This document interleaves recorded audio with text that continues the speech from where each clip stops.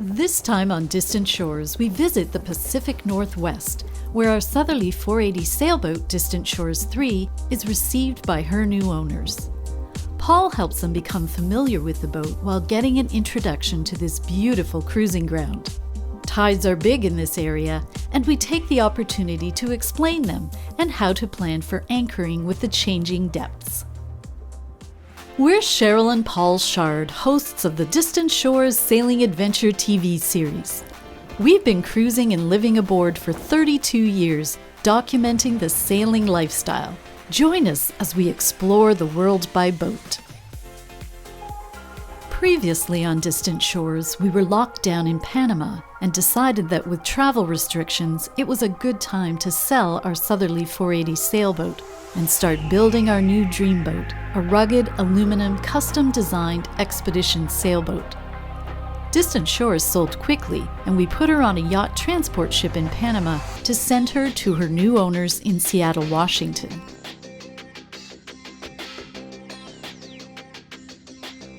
While Distant Shores 3 traveled through the Panama Canal and up the Pacific coast, Cheryl and I flew to the Netherlands to investigate aluminum boat builders, for which Holland is renowned, and to talk to yacht designers there about our new project. Then Paul flew to St. Martin in the Caribbean to help the owners of a Southerly 49 sail their boat offshore to Grenada to get out of the hurricane belt. In the meantime, Distant Shores 3 had arrived in the Pacific Northwest on the ship, where she was received by her happy new owners.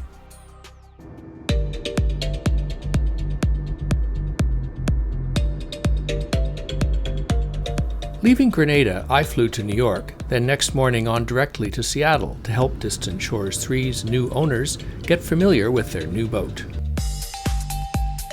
A quick look at the chart shows a complicated area of protected inlets, islands, and channels, which make for a stupendous cruising ground, explaining why so many boats make the Puget Sound their cruising base.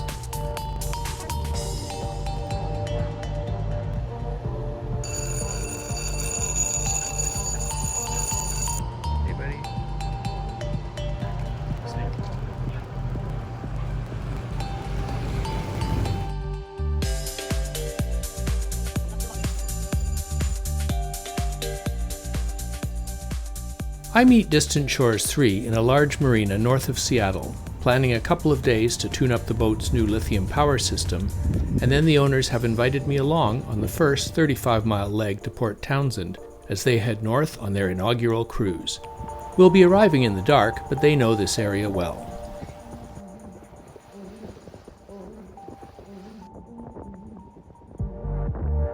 It's my first time sailing in the Pacific Northwest, and I'm enjoying the abundance of bird and marine life I'm seeing.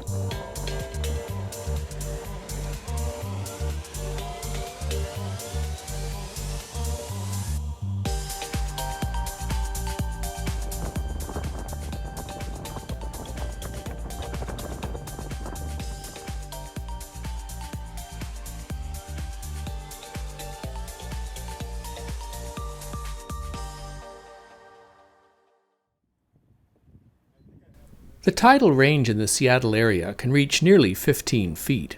As sailors, we need to know how the tides will affect us, especially when we're planning to anchor.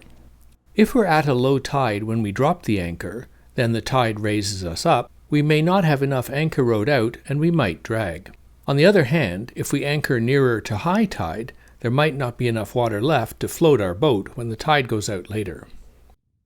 Tides are caused by the gravity of the moon and to a lesser extent the sun on the oceans as the earth spins around. The moon pulls on the ocean closer to the moon, forming a bulge traveling like a very long wave. Notice there is a bulge also on the far side from the moon. This is because the moon also pulls the earth itself more than it pulls on the ocean on the far side. So a person standing on the seashore would experience one low tide, then a high tide, then another low tide, etc. Tides are increased when the sun pulls on the opposite side as the moon, reduced when the sun is pulling at 90 degrees, and increased when the moon is also on the same side as the sun. These are called spring tides, and neap tides are when they're at 90 degrees to each other. And if the world was a smooth sphere, we wouldn't need tide tables. But coastlines and the shape of the ocean floor means the wave flow around the world is not nearly so simple, and tides are very different in different locations. For instance, in Panama, the Caribbean side has tides of just a foot or two, and the Pacific coast tides reach upwards of 20 feet. Here in the Seattle area, tides look different again, with a low tide followed by a high, then a slight drop, then a second high. This is the tide table from the Navionics app for the day we came in. You can see it's important we know this second low tide of the day isn't actually low at all, but by 8 in the morning the water will have dropped 10 feet, 3 meters. It's nearly midnight as we're coming into our planned anchorage near Port Townsend. Tidal range here is about 10 feet today, and we're coming in near high water, so we have to be sure to have an additional 10 feet under the keel when we drop anchor to take into account the falling tide during the night. It's such a lovely calm evening to spend at anchor in this spectacular harbor. Coming in like this takes skill, but Distant Shore's new owners are great sailors, and it's all done with no fuss, and we're soon lying safely at anchor.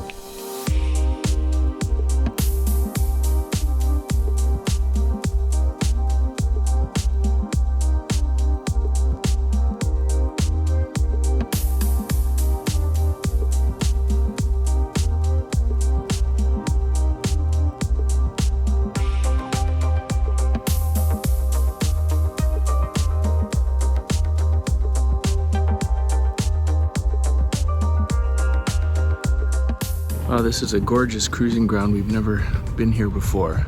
In the Puget Sound area, it's just beautiful. We're just coming up toward Port Townsend over here, and we spent the night in this lovely anchorage.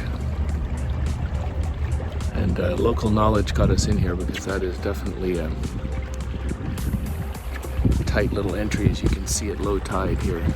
With the tide now down by 10 feet, we can see the port and starboard marks showing the sandbanks that were covered as we came in at high water last night.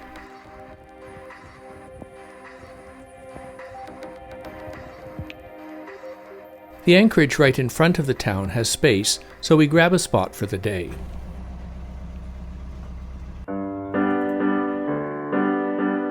Port Townsend is a center for the boating community with a rich maritime history due to its protected location and access to the sea. It remains a thriving maritime community with a working waterfront. Port Townsend Boat Haven is home to over 450 marine trades, including sailmakers, riggers, boat builders, and everything else a sailor needs to keep his boat running smoothly.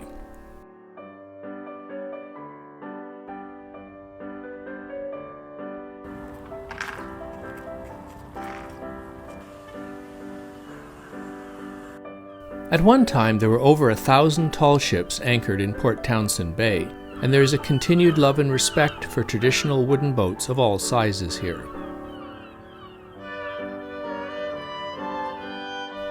A recent arrival to this haven for wooden boat enthusiasts is fellow YouTuber and boat builder Leo Sampson Golden.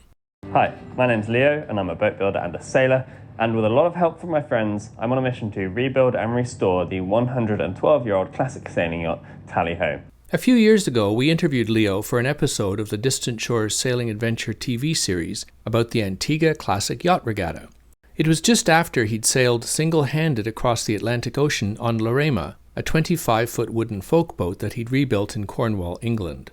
Leo is doing an amazing job of rebuilding Tally-Ho and documenting the process in fabulous detail. If you want to learn more about wooden boat building, check out his excellent channel, Sampson Boat Company.